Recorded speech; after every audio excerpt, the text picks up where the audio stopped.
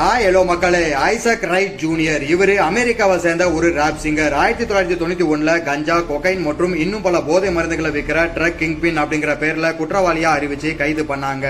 அது மட்டும் இல்லாம போலீஸ் மற்றும் வக்கீல் இவங்க எல்லாம் சேர்ந்து அவரோட வழக்கில் இருந்த முக்கியமான சாட்சியங்களை மிரட்டி அவர் தான் எல்லா குற்றங்களையும் செஞ்சதா சொல்ல வச்சாங்க. அதனால அவருக்கு 70 ஆண்டுகள் சிறை தண்டனை கிடைச்சது. எந்த தவறும் பண்ணாத நான் எதுக்கு தண்டனையை அனுபவிக்கணும் அப்படின்னு அவரு ஜெயில இருந்தபடியே சட்டத்தை படிக்க ஆரம்பிச்சு தன்னோட வழக்க தானே வாதாட முன்வந்தது மட்டும் இல்லாம அங்கிருந்த மத்த சிறை கைதிகளுக்கு சட்ட உதவிகளை செஞ்சு அவங்களோட தண்டனைகளை குறைச்சாரு.